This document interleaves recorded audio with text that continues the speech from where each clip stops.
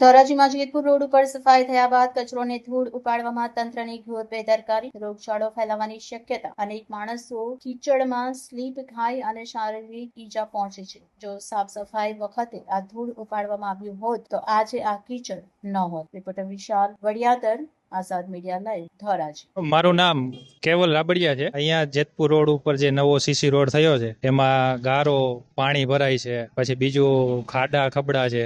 પાર્થ વઘાસિયા હે, અમારા ધોરાજી જેતપુર રોડ પર ના રહેવાસી છે. અમારા રોડમાં સીસી રોડમાં એવડો પહેલેથી ભ્રષ્ટાચાર થયો એનું તો નક્કી જ નથી, પરંતુ હવે અમે ખાડામાં તો અમે હવે નક્કી રહેવાનું નક્કી કરી નાખ્યું છે. પણ એક સમસ્યા એવી ઉભી થઈ છે કે જેતપુર રોડ ઉપર અમારે 5 રોડ થી 5 ફૂટ ફૂટપાથ ઉપર ફૂટપાથ થી નીચે પગ મૂકીને કાદવ કિચડની નગરી હોય એના જેવું થઈ ગયું છે. અને અમારા પ્રવાસી ધારાસભ્ય આજ સુધી ખાલી ફોટા પડવા જ આવ્યા છે. આના સિવાય અમારા ધારાસભ્ય કઈ કામ ધંધો કરતા નથી. અમને એમ નથી લાગતું કે અમારા ધારાસભ્ય છે, અને અમારા ધારાસભ્ય હોય તો અમારો આ રોડ નો ઉકેલ આવ્યો હોય. આજે અમે નગરપાલિકામાં રજૂઆત કરી, અધિકારીઓ આરોગ્ય શાખામાં આવે અને ઓલા બાંધકામ શાખામાં આવે ને કર્મચારી શાખામાં આવે ને હવે કી શાખામાં આવે કેને ખબર. આ કચરામાં વેરા ઉપાડવો પેલા આવો વેરા કોઈ નો ભરે, ડાયરેક્ટ નોટિસ મોકલે છે કે વેરા ભરો. આ કચરો ઉપાડવાનો ગંદકી છે એ કોઈમાં આવતી નથી, અને આજ સંતા આ છતાં કેમ હાકે છે એ ખબર નથી પડતી. આંખ બંધ કરીને વહીવટ કરે હોય એવું અમને જણાઈ રહ્યું છે.